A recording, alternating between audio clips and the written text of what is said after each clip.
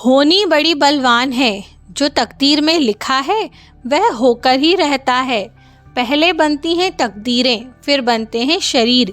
कर्म हमारे हाथ में है, लेकिन उसका फल हमारे हाथों में नहीं होता।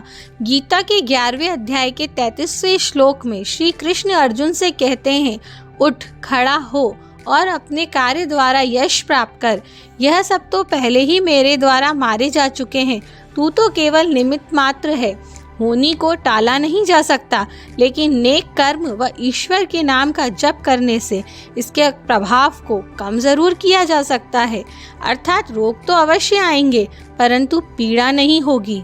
फ्रेंड्स, इसी से रिलेटेड है हमारी आज की स्टोरी। पर इससे पहले हम अपनी आज की स्टोरी स्टार्ट करें, अगर आपने मेरे चैनल को अभी तक सब्सक्राइब नहीं किया है तो सब्सक्राइब कीजिए माय चैनल मोटिवेशनल वाइब्स और नीचे दिए बेल आइकन को क्लिक करना ना भूलें। इससे आपको हमारे सभी लेटेस्ट अपडेट मिलते रहेंगे। तो चलिए फ्रेंड्स, स्टार्ट करते हैं हमारी आज की स्टोरी। अभिमन्यु के पुत्र राजा परीक्षित थे। राजा परीक्षित के बाद उनके बेटे जन्मेजय को राजा बनाया गया। एक दिन जन्मेजय वेद व्यास जी के पास बैठे थे। बातों ही बातों में जन्मेजय ने कुछ नाराजगी से वेद व्यास जी से कहा कि जहां आप समर्थ थे, भगवान श्री कृष्ण थे, भीष्म, पितामह गुरु द्रोणाचार्य, कुल गुरु कृपाचार्य, धर्मराज युधिष्ठिर जैसे महान लोग उपस्थित थे, फिर भी आप महाभारत के युद्ध को होने से नहीं रोक पाए और देखते ही देखते अपार जन धन की हानि हो गई। यदि मैं उस समय रहा होता तो अपने पुरुषार्थ से इस विनाश को होने से बचा लेता।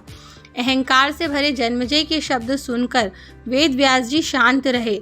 उन्होंने कहा, पुत्र, अपने पूर्वजों की क्षमता पर शंका न करो। यह विधि द्वारा निश्चित था, जो बदला नहीं जा सकता था। यदि ऐसा हो सकता तो श्री कृष्ण में ही इतनी सामर्थ्य थी कि वह युद्ध को अकेले रोक सकते थे। जन्मेजय अपनी बात पर अड़ा रहा और बोला, मैं इस सिद्धांत को नहीं मानता। आप तो भविष्यवक्ता हैं। मेरे जीवन की होने वाली किसी होनी को बताइए, मैं उसे रोककर प्रमाणित कर दूंगा कि विधि के विधान को निश्चित ही बदला जा सकता है। व्यास जी ने कहा, पुत्र, यदि तू यही चाहता है तो सुन। कुछ वर्ष बाद तू काले घोड़े पर बैठकर शिकार करने जाएगा। दक्षिण दिशा में समुद्र तट पर पहुंचेगा। वहां तुम्हें एक सुंदर स्त्री मिलेगी, जिसे तू महलों में लाएगा और उससे विवाह करेगा। मैं तुमको मना करूंगा कि यह सब मत करना, लेकिन फिर भी तुम यही सब करोगे। इसके बाद उस लड़की के कहने पर तू यज्ञ करेगा। मैं तुमको आज ही चेता रहा हूँ कि उस यज्ञ को तुम वृद्ध ब्राह्मणों से कराना, लेकिन वह यज्ञ तुम युवा ब्राह्मणों से कराओगे। जन्मेजय ने हंसते हुए व्यास जी की बात काटते हुए कहा, मैं आज के बाद काले घोड़े पर ही नहीं बैठूंगा, तो यह सब घटनाएं घटित ही नहीं होंगी। व्यास जी ने कहा, यह सब होगा, और अभी आगे की सुन। उस यज्ञ में एक ऐसी घटना घटित होगी कि तुम उस रानी के कहने पर उन युवा ब्राह्मणों को प्राण दंड दोगे, जिससे तुम्हें ब्रह्म हत्या का पाप लगेगा और तुझे कुष्ठ रोग होगा, और वही तेरी मृत्यु का कारण बनेगा। इस घटनाक्रम को रोक सके तो रोक ले। वेद व्यास जी की बात सुनकर जन्मेजय ने एहतियातवश शिकार पर जाना ही छोड़ दिया, परंतु जब होनी का समय आया तो उसे शिकार पर जाने की इच्छा हुई। उसने सोचा कि काला घोड़ा नहीं लूंगा, पर उस दिन उसके अस्तबल में सिर्फ काला ही घोड़ा था। तब उसने सोचा कि मैं दक्षिण दिशा में नहीं जाऊंगा, परंतु घोड़ा अनियंत्रित हो गया और वह दक्षिण दिशा की ओर ले गया। समुद्र तट पर पहुंचा तब उसे एक सुंदर स्त्री दिखाई दी और वह उस पर मोहित हो गया। जन्मेजय ने सोचा कि इसे लेकर महल में तो जाऊंगा, लेकिन शादी नहीं करूंगा, परंतु उसे महलों में लाने के बाद उसके प्यार में पड़कर उससे विवाह भी कर लिया। फिर रानी के कहने से जन्मेजय द्वारा यज्ञ भी किया गया। उस यज्ञ में युवा ब्राह्मण ही रखे गए। किसी बात पर युवा ब्राह्मण रानी पर हंसने लगे। रानी क्रोधित हो गई और रानी के कहने पर राजा जन्मेजय ने उन्हें प्राण दंड की सजा दे दी। फलस्वरूप उन्हें कोढ़ हो गया। अब जन्मेजय घबरा गए और तुरंत व्यास जी के पास पहुँचे और उनसे जीवन बचाने की प्रार्थना करने लगे। वेद व्यास जी ने कहा कि एक अंतिम अवसर तेरे प्राण बचाने का और देता हूँ। मैं तुझे महाभारत में हुई घटना का श्रवण कराऊंगा, जिसे तुझे श्रद्धा एवं विश्वास के साथ सुनना है। इससे तेरा कोढ़ मिटता जाएगा। परंतु यदि किसी भी प्रसंग पर तूने अविश्वास किया तो मैं महाभारत का प्रसंग बीच में ही रोक दूंगा और फिर मैं भी तेरा जीवन नहीं बचा पाऊंगा। याद रखना, अब तेरे पास यह अंतिम अवसर है।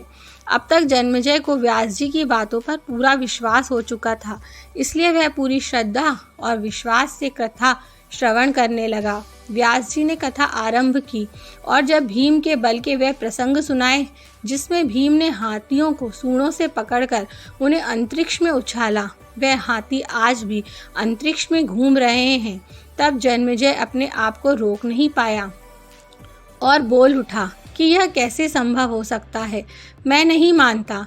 व्यास जी ने महाभारत का प्रसंग रोक दिया और कहा कि पुत्र, मैंने तुझे कितना समझाया कि आत्मविश्वास मत खोना, अविश्वास मत करना, परंतु तुमने अपने स्वभाव को नियंत्रित नहीं किया क्योंकि यह होनी द्वारा निश्चित था। फिर भी व्यास जी ने अपने मंत्र शक्ति का आह्वान किया और हाथी पृथ्वी की आकर्षण शक्ति में आकर नीचे गिरने लगे। तब व्यास जी ने कहा, यह मेरी बात का प्रमाण है।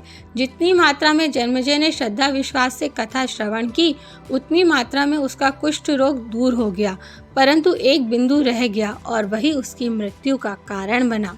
जब जन्मेजय का महर्षि वेदव्यास द्वारा श्रद्धा और विश्वास से महाभारत की कथा सुनने से कोढ़ दूर हो सकता है, तो सोचो अगर हम ईश्वर पर विश्वास रखें तो क्या नहीं हो सकता।